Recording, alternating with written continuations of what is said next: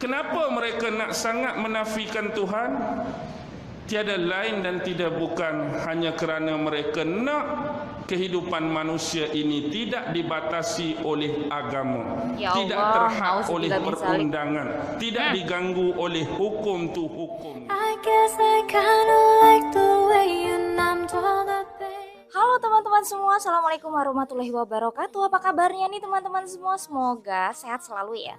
Dan kembali lagi bersama aku Rizky tentunya. Kali ini kita mau ngelanjutin requestan dari teman-teman semua untuk nonton Ustaz Auni Muhammad lagi. Langsung aja kita nonton videonya, kita play videonya. Bismillahirrahmanirrahim. Dan kita kena ingat ini adalah dua benda yang berbeza. Dajjal satu persoalan, fitnah dia adalah satu persoalan yang lain. Oh ya Allah. Jadi sekarang ni kita akan berhadapan dengan dua fitnah. Sebelum Dajjal yang sebenar, zat dan hakikat Dajjal tu keluar, yang datang dulu ialah fitnah-fitnah dia. Yang ni yang kita duk bergelombang sekarang, yang ni kita duk hadapi sekarang, yang ni kita duk play game dengan dia sekarang. Jadi kita kena duduk mutawassit, jangan terlalu meremehkan, jangan terlalu membeban dan memberatkan kita. Ingat akan panduan-panduan tadi. Baik. Bila kita ambil tentang fitnah, kita ambil fitnah dari sudut ideologi, dari sudut fahaman, dari sudut sistem tadi. Secara rumus, fitnah Dajjal ni boleh kita simpulkan tiga hak paling besar. Bawah tiga ni dia akan keluar cabang-cabang yang cukup banyak. Anda boleh dengar malam ni, anda boleh nilai, anda boleh perhati adakah tiga benda ni mungkin anda boleh anggap remeh dan enteng. Tiga benda ni mungkin anda boleh anggap membebankan dan memberatkan anda, atau tiga benda ni mungkin boleh membahayakan akidah, syariat, perundangan, hukum hakam dan akhlak-akhlak anda. Yang pertama kita sebut sebagai etis. Etisme. Ni fitnah yang paling besar. Sebab melalui fitnah etisme ini dia akan bersifat menihilkan Tuhan. Ya Allah. Apa maksud menihilkan Tuhan? Menafikan kewujudan Tuhan. Itulah ajaran yang datang daripada fitnah etis. Seolah-olah manusia ini mereka mampu hidup, mereka mampu berencana, mereka mampu merancang. Dari sudut kelebihan-kelebihan yang ada pada mereka, mereka mampu nak konstruk, mereka mampu nak bina, mereka mampu nak bangunkan kelebihan yang ada pada diri masing-masing untuk mengawal manusia-manusia lain tanpa perlu keberadaan dan kewujudan Tuhan. Iya Allah. Nauzubillah min Tuhan zalik. tak perlu ada bagi kami, Tuhan tak perlu wujud bagi kami. Kami mampu survive sendiri kehidupan kami. Kami mampu create perundangan sendiri bagi semua manusia yang ada. Kami mampu create benda ni untuk manusia ni. Kami mampu create benda ni untuk manusia tu. Kami mampu buat benda ni untuk orang ni. Demi kesejahteraan dan keamanan sejagat, campur tangan Tuhan.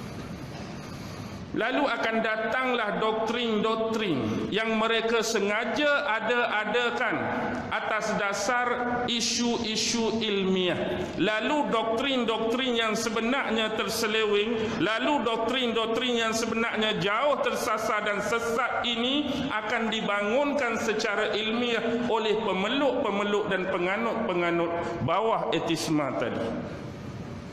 Ini adalah satu benda yang perlu kita perbahaskan.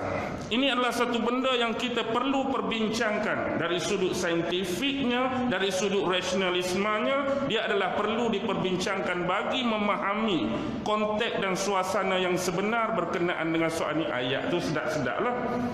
Ayat manis-manis lah. Sebab apa? Nak umpan manusia untuk tolak dan nafi keberadaan dan kewujudan Allah.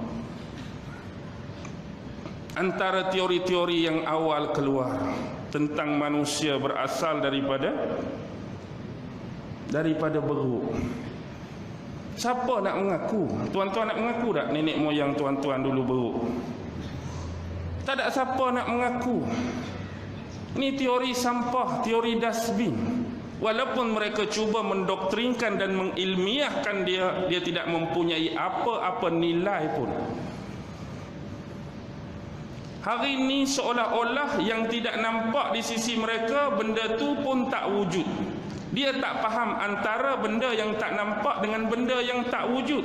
Tak semestinya benda yang tak nampak tu tak wujud. Tapi dia mengambil perkiraan apa yang mata dia tak boleh lihat, apa yang mata dia tak boleh tengok, apa yang tidak jelas pada pandangan dan penglihatan dia, benda tu tak ada, benda tu tak wujud. Lebih-lebih lagi persoalan besar akidah kita tentang keberadaan dan kewujudan Allah. Mana Allah, mana Tuhan?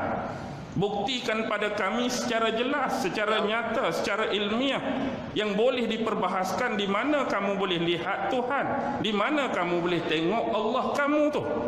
Ya Allah, ya Allah. Apa jawapan? Sememangnya menjadi begitu sukar untuk kita membuktikan keberadaan Allah secara bentuk tadi. Tetapi Allah itu pencipta kita. Ya. Dia ada ejen-ejen dia. Dia ada umat-umat dia. Dia ada makhluk-makhluk dia yang boleh membuktikan bahawa dia itu wujud, dia itu sememangnya ada. Tetapi sekeras-kerasnya cuba dinafikan oleh golongan ini. Kenapa mereka nak sangat menafikan Tuhan? Tiada lain dan tidak bukan hanya kerana mereka nak kehidupan manusia ini tidak dibatasi oleh agama, ya tidak Allah, terhad oleh perundangan, tidak diganggu oleh hukum tu hukum ni. Baru nak minum arak sikit dah haram, baru nak sentuh anjing sikit tak boleh, baru nak berzina pula jadi salah, baru mau nak jadi buat apa ni dunia tanpa mengganggu agama. betul kehidupan manusia. Hukum-hukum ni semua. Bila kita nak garap perundangan tak boleh. Dia akan membantukkan sumber ekonomi, dia akan mencacatkan ramai manusia, dia akan melambatkan pertumbuhan tu, manusia jadi tak bervariasi, manusia tak jadi proaktif, manusia tak jadi kreatif, manusia tak jadi inovatif, macam-macam. Ya Allah, ya Allah, ya Allah. Walhal yang penting penolakan itu sentiasa berlaku. Dan kadang-kadang ada di kalangan mereka bila berdebat, bila berhujah, mereka sendiri menggunakan ayat-ayat Quran, walhal mereka tak percaya Tuhan. Mereka tak percaya Tuhan, automatik mereka tak percaya utusan Allah. Bila tak percaya utusan Allah, automatik mereka menolak panduan wahyu. Lepas tu bila berdebat dengan kita, dia baca balik ayat-ayat Quran, hak dia tak percaya tu, bukan ke nama dia. Kononnya nak cari kesalahan-kesalahan dalam ayat-ayat Quran, nak cari kekeliruan-kekeliruan Allah dalam ayat-ayat Al-Quran. Ya Allah. Nak cari sesuatu yang dianggap boleh menguji kepintaran umat Islam berkaitan dengan buku suci ataupun kitab suci mereka sendiri. Itulah etisme. Dia boleh mengikis akidah yang paling besar, akidah utama anda, dengan ternafinya Allah sebagai Tuhan, ternafinya Allah sebagai pencipta. Ya Allah, ya Allah. Dengan kata lain, sebenarnya nak tolak apa? Tolak beragama.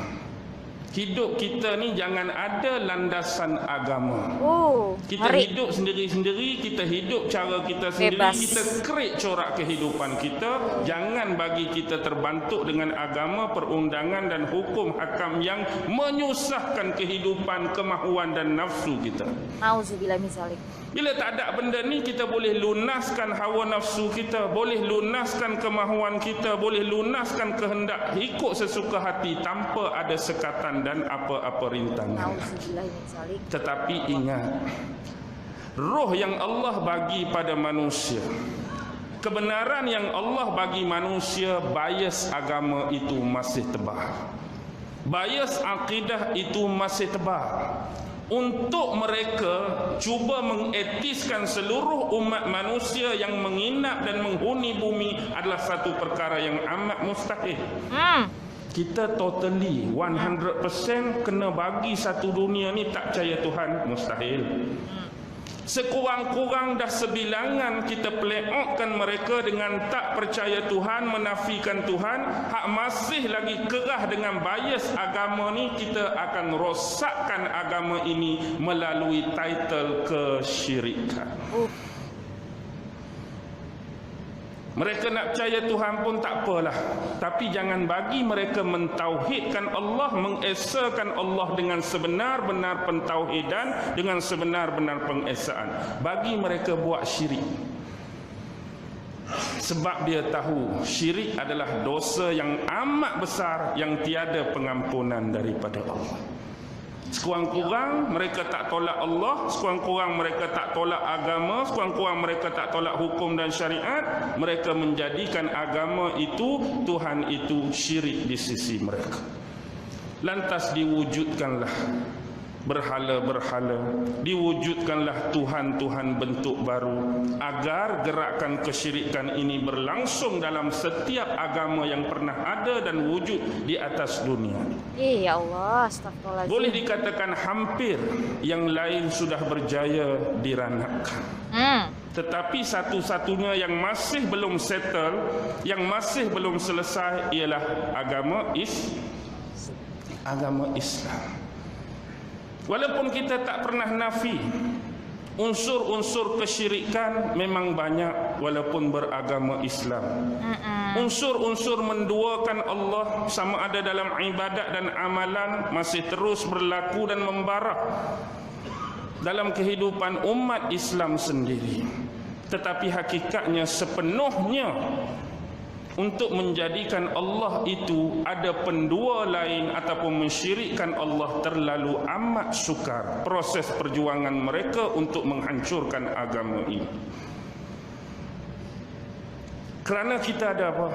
Kerana kita ada dua sumber yang paling penting tadi untuk filter dan tapis, iaitu Al-Quran dan juga hadis serta sunnah-sunnah Rasulullah sallallahu alaihi wasallam. Okey, boleh faham yang pertama? Paham. Paham Ustadz. Ini benar banget sih. Ya Allah, kalau dengerin kayak gini tuh, kajian kayak gini tuh merinding ya enggak sih teman-teman? Yaitu ngerinya ya, itu fitnah akhir zaman yang seperti itu ya. Itu tadi ya, kita bersyukurlah menjadi orang-orang yang selalu dekat dengan Allah, yang selalu menjaga, istilahnya menjaga keimanan dan ketakwaan kita juga kepada Allah. Jadi kita tuh seperti terlindungi gitu ya, insya Allah lah selamanya sampai akhir hayat kita juga gitu. Kita selalu berjalan di jalan yang lurus, di jalan yang baik tentunya, sesuai dengan agama Allah tentunya. Ini terima kasih juga videonya dari Tazkirah Ustaz. Ini nanti link video aslinya aku taruh di description box. Terima kasih juga untuk Ustaz Auni Muhammad yang selalu memberikan kajian-kajian yang best banget seperti ini. Insya Allah kita akan selalu share ya video-video yang bagus seperti ini. Oke teman-teman, demikiannya video kita kali ini. Misalkan nanti ada request apalagi, tulis aja di kolom komentar. Misalkan nggak bisa kasih linknya di kolom komentar, kasih aja linknya ke DM Instagram aku di YS Rizky ya. Aku akhiri dulu. Assalamualaikum warahmatullahi wabarakatuh. Sampai jumpa lagi di lain kesempatan. Bye-bye. Now